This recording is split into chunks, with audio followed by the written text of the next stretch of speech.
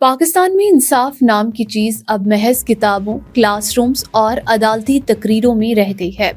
زمینی سچائی یہ ہے کہ یہاں طاقت کے آگے قانون، ضمیر اور انسانیت سب ہار جاتے ہیں۔ آج کا پروگرام ہے اشرافیہ کا پاکستان۔ 4 لینڈ کروزر، کئی کہانیاں اور ایک ہی انجام۔ پہلی کہانی کراچی سے شروع ہوتی ہے۔ وہ امیر زادی سب کو یاد ہوگی جو دن دہاڑے ایک باپ اور بیٹی کو اپنی لینڈ کروزر کے نیچے رونتی ہے۔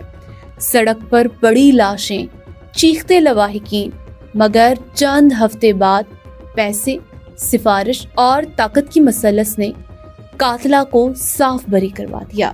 خاندان اجڑ گیا مگر اشرافیہ کا نظام جیت گیا۔ دوسری کہانی لاہور کی عدالتی دنیا سے ہے۔ جسٹس شہزاد ملک کی بیٹی سیور فوڈ کے 2 ڈیلیوری بوائز کو گاڑی کی ایسی ٹکر ماری کہ دونوں جسموں کے 2 ٹکڑے ہو گئے۔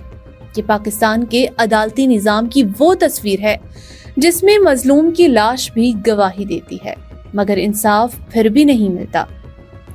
نہ گرفتاری، نہ مقدمہ، نہ شرمندگی، بلکہ الٹا جج صاحب کو ہائی کورٹ سے سپریم کورٹ پر ترقی مل گئی اور ان کا بیٹا لواحقین کو دھمکیاں دیتا پھرتا ہے۔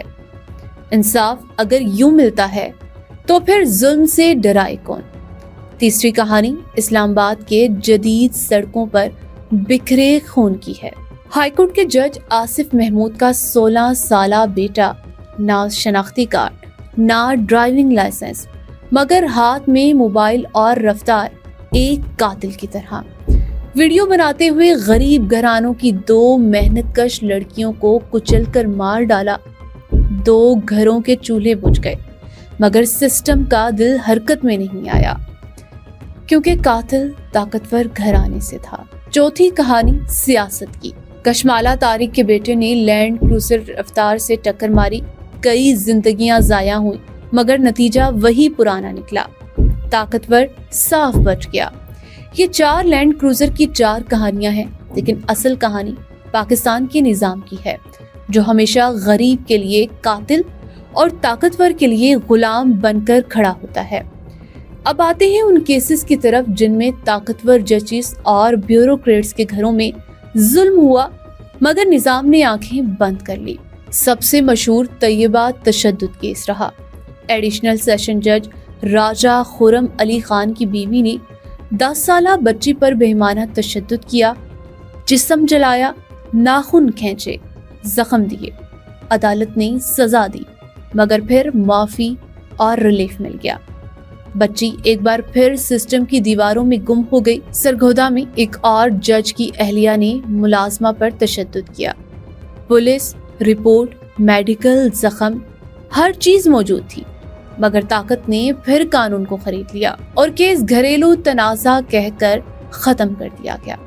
لاہور میں ایک ریٹائرڈ جج کے بیٹے نے خاتون کو گاڑی سے مار کر قتل کیا۔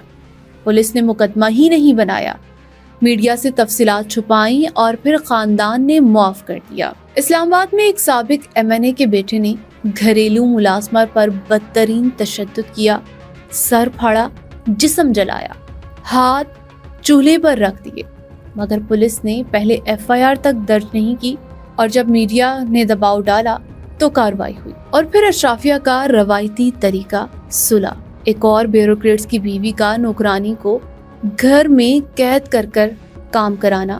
اسلام آباد میں ایک جج کے بیٹے کی پولیس اہلکار پر تشدد کی ویڈیو منظر عام پر آنا۔ سابق IG کے بیٹے کی لینڈ کروزر سے 2 نوجوانوں کو کچل کر مار دینا۔